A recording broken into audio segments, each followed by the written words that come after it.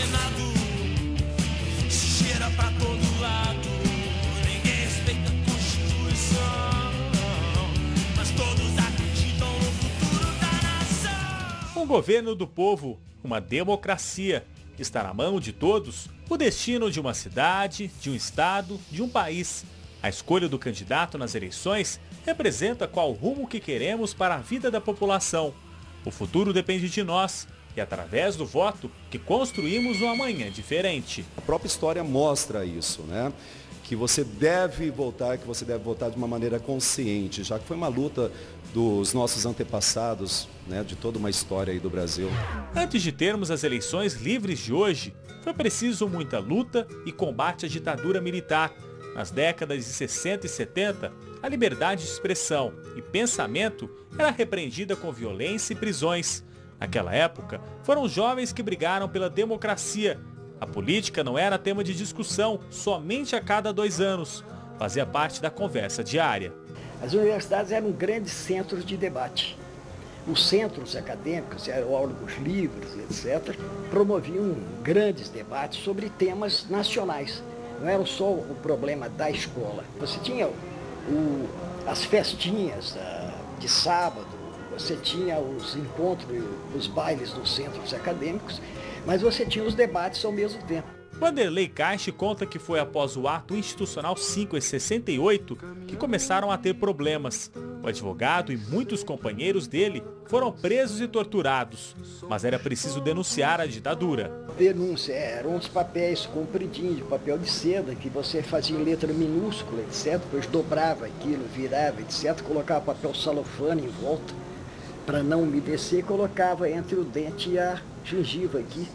E na visita da companheira, então, um beijo levava esse papel para a boca dela e ela, então, lá fora entregava para os contatos que iam mandar isso para New York Times, Herald Tribune.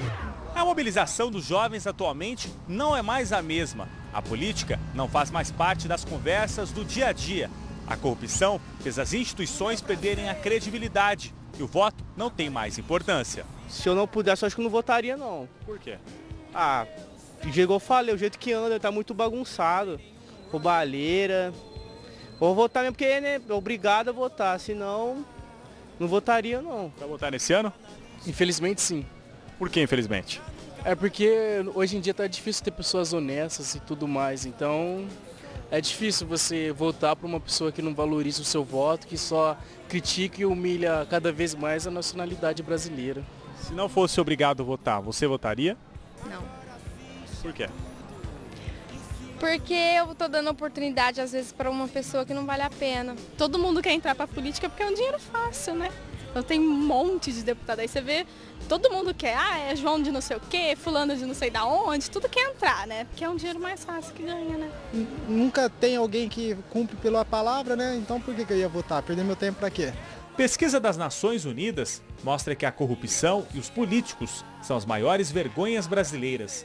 A desconfiança neles atingiu 80% dos entrevistados. Esse descrédito vem das atitudes reais, políticas e administrativas das nossas elites políticas ou ampliando um pouco mais da classe política brasileira, que tem dado motivos para que as pessoas, tem dado motivo para que o eleitorado, tem dado motivo para que os grupos sociais olhem para a política e não vejam nela um retorno da confiança que nós depositamos nos nossos políticos ao elegê-los.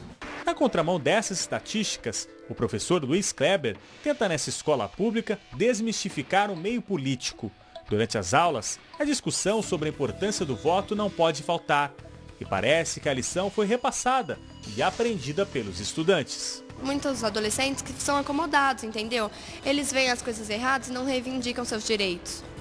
Isso antigamente não acontecia, igual aconteceu na ditadura militar, sabe? Os jovens iam pra rua, reivindicavam, e isso não acontece hoje em dia. Quem deseja escolher um cidadão para representar, a escola já vai ajudando a preparar, né? Então o voto com 16 anos é como se também fosse também uma preparação, um aprendizado, né? Para lá fora estar fazendo uma boa escolha também.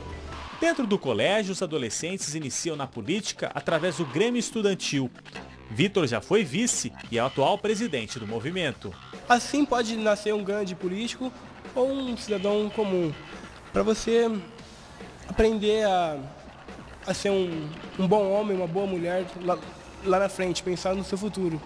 Não só aqui viver a juventude de hoje em dia, que a juventude hoje em dia não está nem aí para nada. Neste ano, a Justiça incentivou os jovens entre 16 e 18 anos a tirarem o primeiro título de eleitor.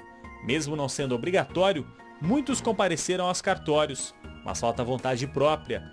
Hoje eles representam somente 1% do eleitorado ribeirão-pretano. A gente sente que por espontaneidade são poucos. A maioria vieram porque as escolas agendaram ou trazidos pelo pai e pela mãe, né? Alguns até por iniciativa própria, mas ainda são poucos. Como será o futuro das novas gerações? Estudos indicam que atualmente os jovens não acreditam mais no papel transformador deles na sociedade. Mas é importante tentar mudar essa história. Pensar no outro, pensar no Brasil, pensar nos pobres, pensar nas pessoas que não têm saúde, que não têm um bom atendimento, etc. Quer dizer, eu acho que é isso, quer dizer, é se doar. É importante se doar pelo outro, pela sociedade, e isso é muito importante, e ter um juízo crítico de tudo que você lê, de tudo que você ouve. O voto é importante porque a gente vai estar exercendo o nosso papel de cidadão e mais pra frente a gente vai poder cobrar, entendeu? Porque se a gente não votar, a gente não vai ter o direito de poder ficar reivindicando o que a gente não praticou, entendeu? Eu vejo o futuro repetir o passado, eu vejo um museu de grandes novidades, o tempo não para. Não para, não. Reportagem especial de Gustavo Batista para o Jornal da Clube.